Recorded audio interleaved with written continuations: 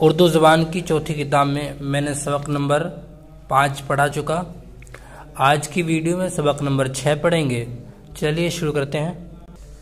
بسم اللہ الرحمن الرحیم۔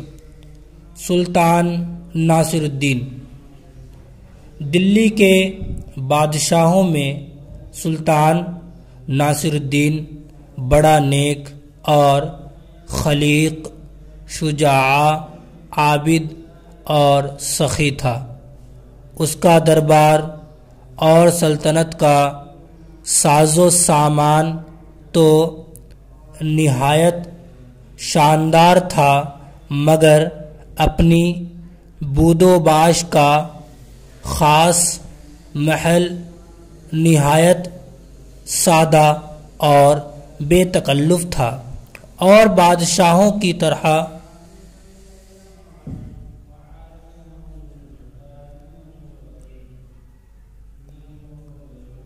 اس کی حرم سرا بیگمات اور کنیزوں کی چھاونی نہ تھی، صرف ایک بیگم تھی، وہی بیچاری گھر کا سب کام کاج کرتی، کھانا بھی اپنے ہاتھ سے پکاتی۔ ایک روز اس نیک بخت بی بی نے سلطان سے درخواست کی کہ ایک لونڈی باورچی خانے کا کام کرنے کو خرید لیجیے تو بہتر ہو، روٹیاں پکانے سے میرے ہاتھ جھلستے ہیں۔ سلطان نے جواب دیا کہ شاہی خزانے رعایا کا مال ہے، میرا حق اس میں کچھ نہیں کہ روپیہ لے کر لونڈی خریدوں، میرا ذاتی خرچ قرآن شریف کی کتابت سے چلتا ہے، اس میں صرف کھانے پہننے کا گزارا ہو سکتا ہے۔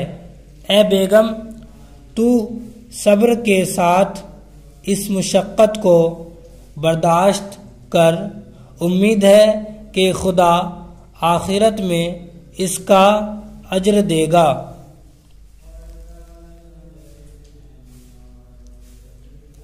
تمام عمر اس بادشاہ کی فقیرانہ بسر ہوئی، ہمیشہ عبادت الہی اور پرہیزگاری میں مشغول رہا۔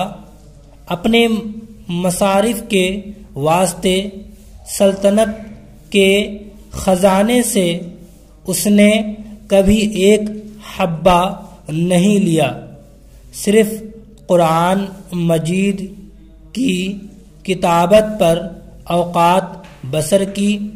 ایک بار کسی امیر نے اس خیال سے کہ بادشاہ کے ہاتھ کا لکھا ہوا قرآن ہے، معمول سے زیادہ دام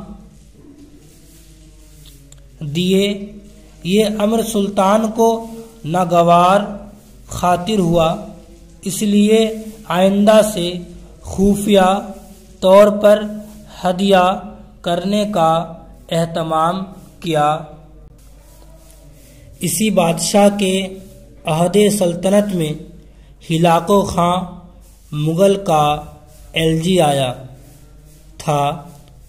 اس کے استقبال کو سلطان کا وزیر بلبن بڑی شان و شوکت کے ساتھ نکلا، جس کی جلوں میں 50,000 سوار، 2 لاکھ پیادے اور 2,000 جنگی ہاتھی تھے۔ اس وقت طبل و نقارہ کی صدا، نفریوں کا شور، ہاتھیوں کا چنگھاڑنا، گھوڑوں کا ہنہنانا،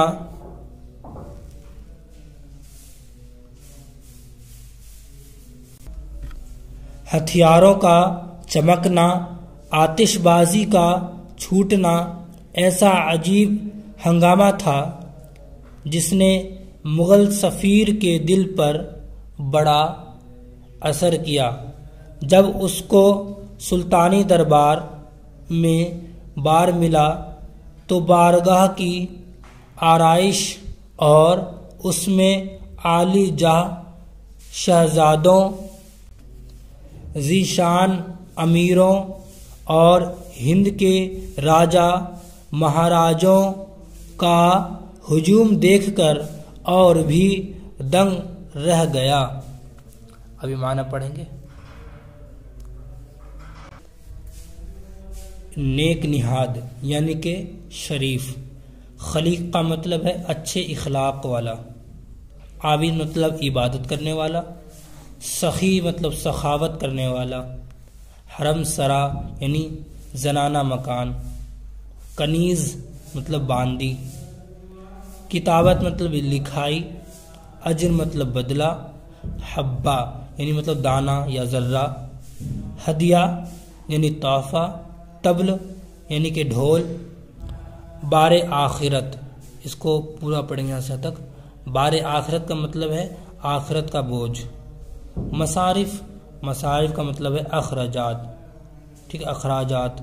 خفیہ یعنی پوشیدہ، جلو یعنی ساتھ، نفیری یعنی ایک باجے کا نام ہے، نفیری ایک باجے کا نام، بارگاہ یعنی کہ عدالت، ٹھیک ہے۔